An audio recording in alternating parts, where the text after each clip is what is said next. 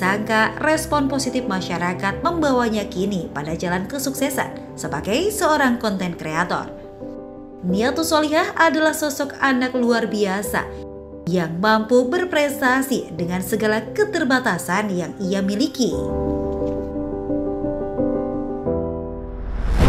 Masya Allah sahabat jiwa, mungkin boleh berikan tepuk tangan terlebih dahulu untuk Mbak Niatus Solihah yang sudah hadir di tengah-tengah kita malam hari ini. Masya Allah Mbak Nia, sungguh inspiratif sekali tadi ya profil dari Mbak Nia, meskipun profilnya singkat, sekarang lagi sibuk skripsi ya Mbak ya? Iya betul. Oke, kalau boleh tahu ambil jurusan apa Mbak Nia? Ambil jurusan pendidikan anak usia dini. Wah, pendidikan PAUD ya? Iya betul. Masya Allah, luar biasa. Mbak Nia, kalau boleh tahu juga nih Mbak Nia ini berarti sudah tidak tinggal bersama dengan orang tua atau berpisah dengan orang tua sejak kapan Mbak Nia?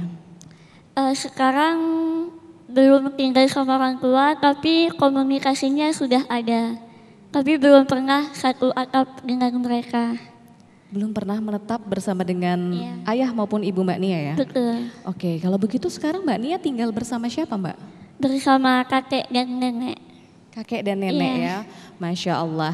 Tapi hubungan antara Mbak Nia dan juga kedua orang tua seperti apa? Alhamdulillah sekarang sudah jauh lebih baik daripada sebelumnya.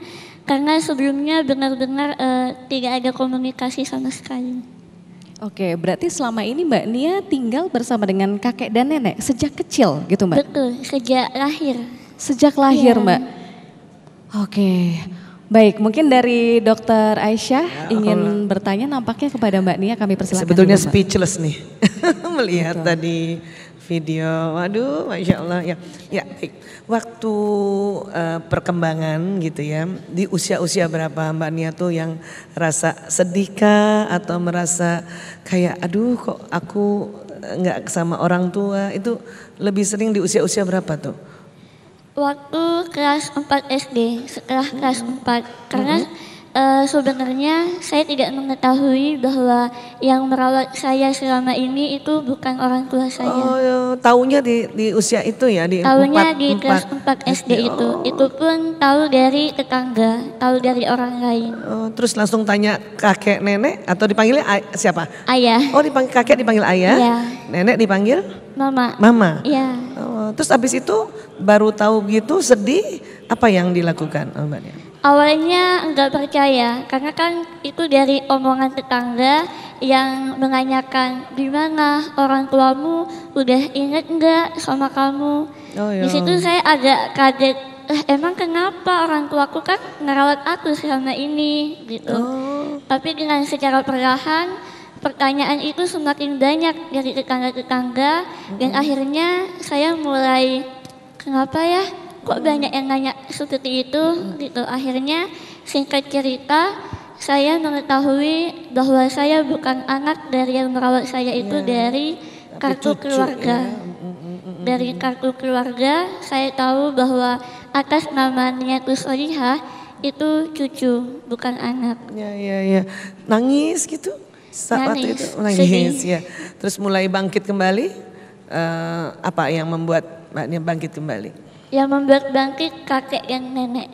Oh, aduh nggak bisa ngomong deh rasanya Masya Allah. Iya, Mbak Nia, kalau kata para psikolog itu Bapak Ibu, yang paling membuat seseorang itu menderita sebetulnya bukan urusan materi, bukan tentang popularitas, tapi tentang omongan orang.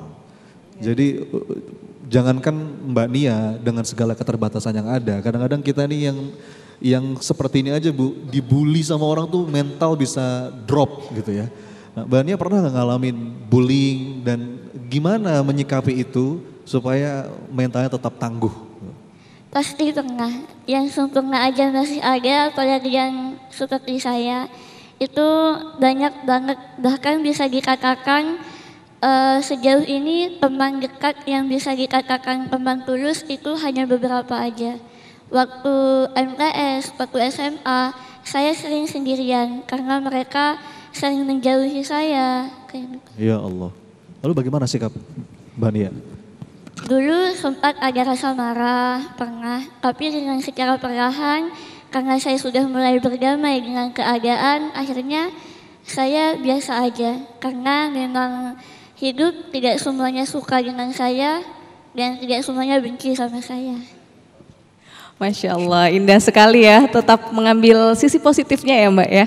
Masya Allah, kalau dari Kiai silakan Kiai. Ya, berkali-kali saya menghela nafas karena ini menjadi pelajaran buat mereka yang mendapatkan ujian kemudian mudah jatuh. Malam ini kita belajar dari Mbak Nia tentang keteguhan dan ketegaran.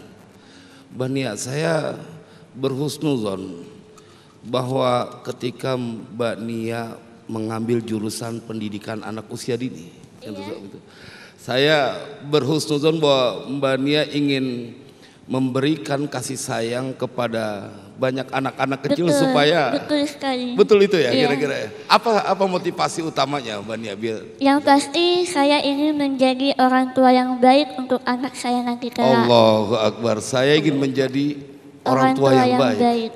Saya tidak ingin apa yang terjadi dengan saya juga terjadi dengan anak saya nanti. Dan saya berbaik sangka tentang itu saat Mbak Nia tadi mengambil jurusan pendidikan anak usia dini. Dari kuliah pendidikan anak usia dini juga banyak belajar dan banyak menyadari bahwa ternyata kewajiban orang tua dengan anak seperti ini ya.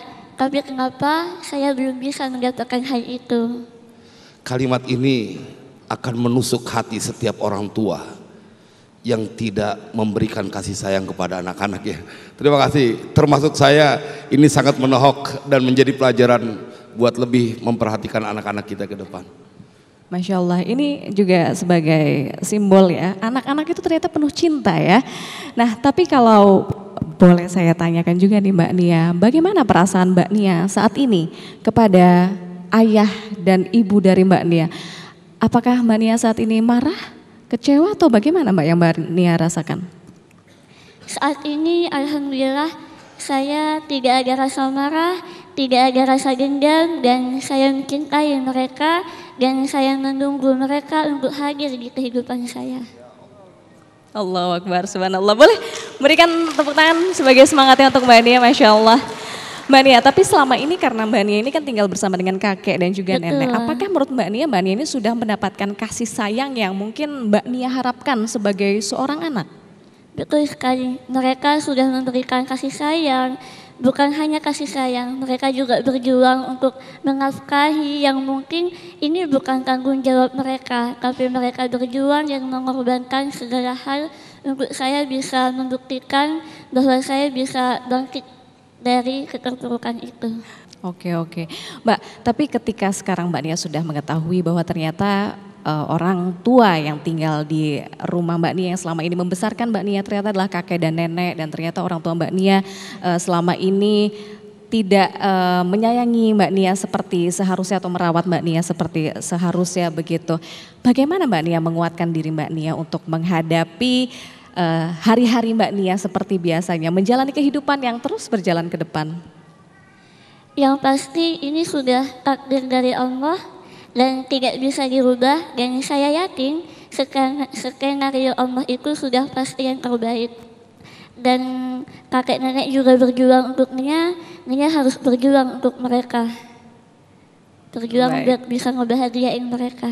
Oke, Mbak Nia, satu terakhir mungkin ya. Ini jika saat ini malam hari ini orang tua Mbak Nia menyaksikan tayangan Renungan Jiwa, apa pesan yang ingin disampaikan kepada Mbak Nia atau mungkin sekaligus kepada orang tua lainnya yang mungkin memiliki situasi yang kurang lebih mirip dengan orang tua Mbak Nia? Silakan Mbak. Baik, jika Papa, Ibu melihat Nia terus di sini, terutama untuk Papa, doa utama untuk Papa, semoga cepat sembuh ya Pak dari sakitnya. Papa kuat, Papa bisa ngelewatin sakitnya. Nia terus doain Papa, semoga Papa bisa pulih dari rasa sakitnya. Karena Nia terus ngasih buku Papa, Nia terus ngasih buku kalian berdua, ngasih buku Ibu. Pak, Bu, Nia terus tidak sama sekali ada rasa marah dengan kalian. Niatus sudah melupakan apa yang terjadi di masa lalu. Niatus ingin Papa sama Ibu ada di samping Niatus dan kita perbaiki masa depan kita bersama-sama. Dan untuk semua orang tua yang melihat video ini, sayangilah anak-anak kalian, cintailah anak-anak kalian, karena anak itu adalah anugerah. Mereka butuh kasih sayang, mereka butuh perhatian. Tumbuh kembang mereka tergantung kalianlah. Masya Allah Mbak Nia, saya nggak nyangka ternyata yang Mbak Nia sampaikan justru doa ya untuk orang tua ya. Masya Allah Mbak Nia sosok yang sangat inspiratif dan tentunya semoga Allah selalu melindungi Mbak Nia. Harapan Mbak Nia, cita-cita Mbak Nia supaya Mbak Nia nanti ke depannya bisa memiliki anak yang bisa Mbak Nia cintai, bisa Mbak Nia didik dan juga bimbing. Seperti yang Mbak Nia harapkan kepada diri Mbak Nia sendiri, semoga bisa tercapai ya Mbak. Saya boleh peluk Mbak Nia, terima kasih sudah hadir di Renungan Jiwa ya Mbak ya. Sangat menginspirasi, boleh sekali lagi tepuk tangan untuk tamu inspiratif kita malam hari ini. Subhanallah, dengan keterbatasan dan kurangnya kasih sayang dari orang tua kandung, ternyata Mbak Nia bisa membuktikan bahwa ia bisa menjadi perempuan anak muda yang solihah, seorang anak yang tidak membenci orang tuanya, justru mendoakan yang baik kepada orang tuanya. Masya Allah, beruntung sekali orang tuanya Mbak Nia, luar biasa. Baiklah sahabat jiwa, kita harus jeda terlebih dahulu, namun jangan kemana-mana karena usai jeda pariwara berikut ini, Renungan Jiwa akan segera kembali untuk Anda dengan nasihat dan juga untayan hikmah dari guru-guru kita.